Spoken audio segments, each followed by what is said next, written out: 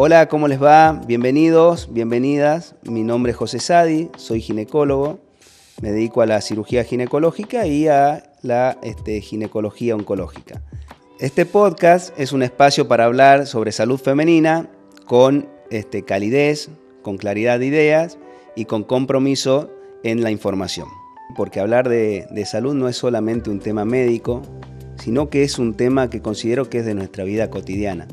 Y por eso creo que es importante que ya seas paciente o colega, puedas acompañarme en este espacio y que la información que pueda transmitirte te sirva y sea útil para la toma de decisiones.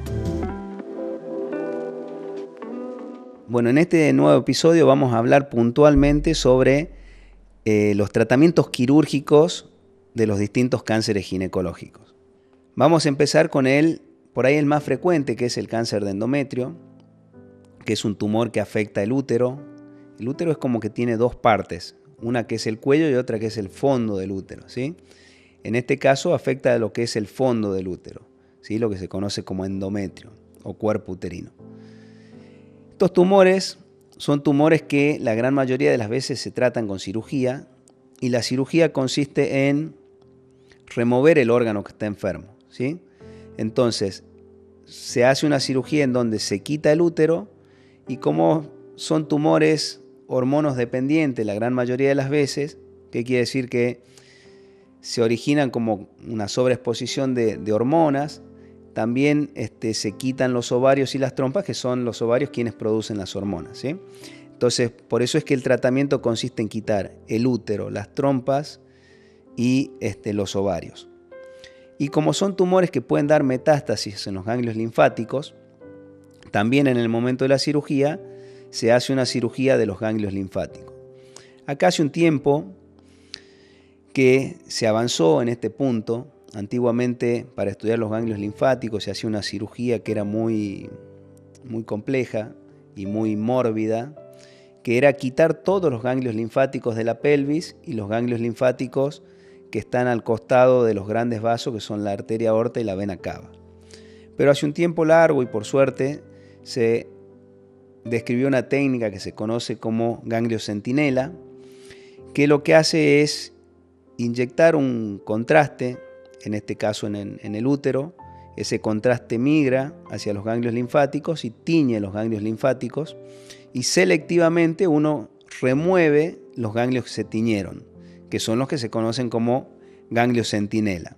Entonces, de esa forma uno evita hacer un vaciamiento ganglionar, que son cirugías, como les decía, complejas y que pueden tener complicaciones. Y lo que es más interesante aún, que esos ganglios centinelas nos dan la información o más información que la que nos daban todos los grupos ganglionares juntos. Entonces, hoy en día se hacen cirugías menos traumáticas, ¿sí?, que las que antiguamente se hacían. Y en estos casos, en el cáncer de endometrio, el tratamiento, digamos, de elección para tratar estos tumores es por un abordaje de mínima invasión, por cirugía laparoscópica o cirugía robótica.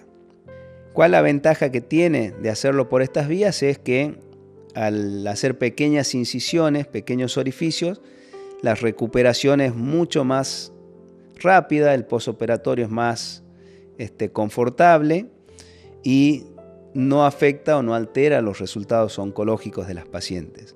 Entonces es bien importante consultar con un médico especializado en oncología al momento del diagnóstico. Con respecto al cáncer de cuello, que es otra patología que es bastante frecuente en nuestros medios, también la cirugía es una parte extremadamente importante del tratamiento del cáncer de cuello. Acá lo que sabemos es que son lo que llamamos etapas iniciales, que es donde solemos indicar la cirugía en estos tumores.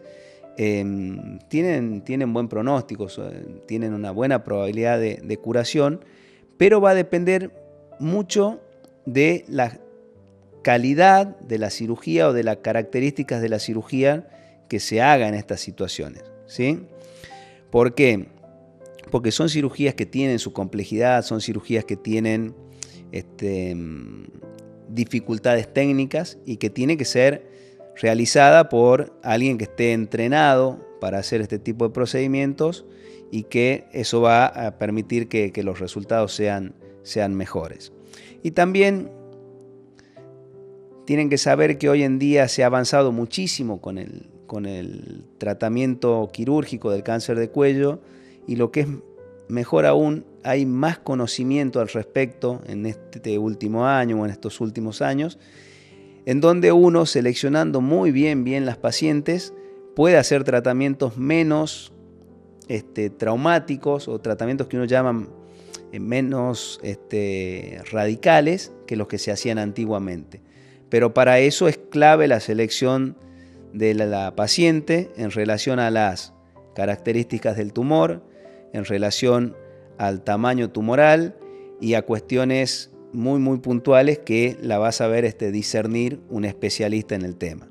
Por eso es que también ante un diagnóstico de estas características es importante seleccionar qué tipo de cirugía se va a hacer y con qué abordaje o con qué técnica. Por eso insisto que es clave la consulta con un especialista. En el Congreso de la Sociedad Argentina de Cirugía Ginecológica tuve el placer de recibir a varios colegas y bueno, les pedí que grabaran para colaborar en este espacio. Bueno, mira, hay una evolución clara de cómo fue el tratamiento de las patologías. Pensemos que hace no más de 20 años la mayoría de las cirugías se hacía lo que nosotros llamamos a cielo abierto, es decir, haciendo incisiones en el abdomen. Hacer una incisión en el abdomen implica una recuperación más corta, implica mayor necesidad de analgésicos, implica una reinserción laboral más larga, implica también todo lo que tenga que ver con la calidad de vida de este paciente. Desde hace 20 años podemos tratar casi todo por laparoscopía. Y cuando digo casi todo, voy a incluir algunas patologías que por determinada razón, que sea algún cáncer del cuello uterino, que no lo podemos abordar desde la vía laparoscópica.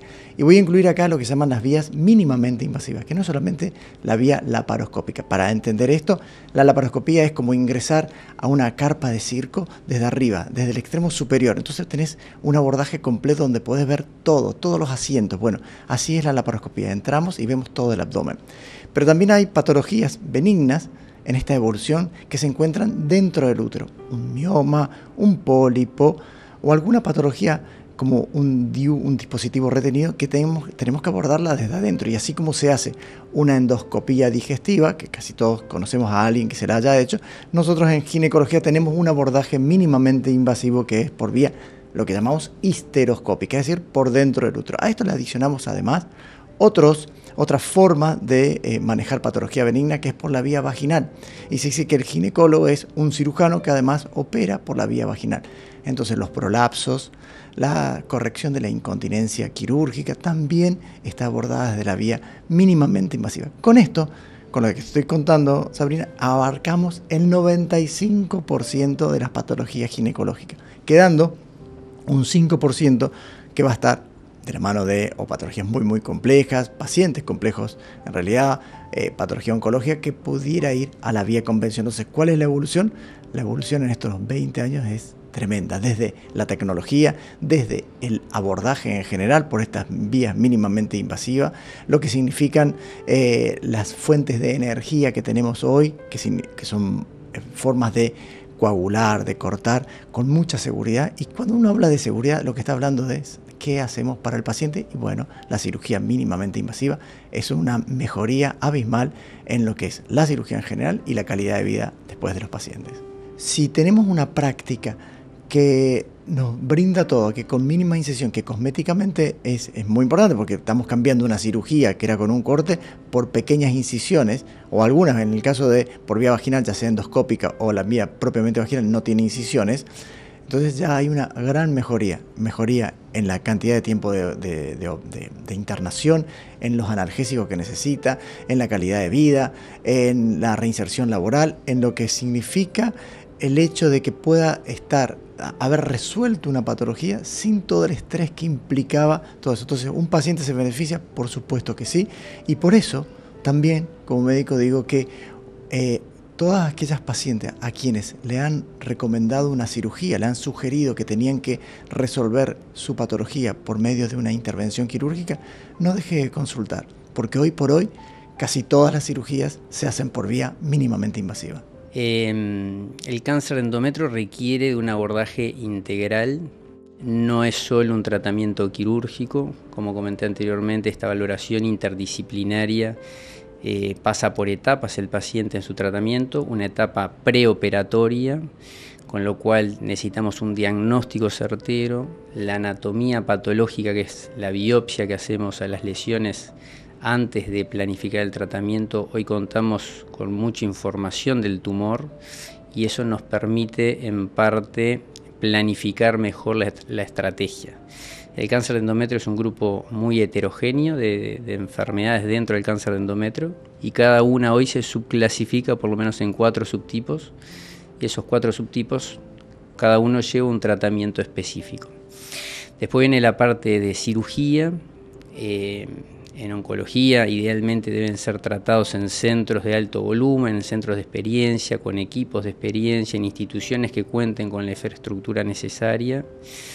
Y después viene toda una parte de rehabilitación. La cirugía es una agresión inicial y después el organismo se tiene que recuperar. Entonces, toda esa fase del procedimiento es importante que esté contemplada, ¿sí?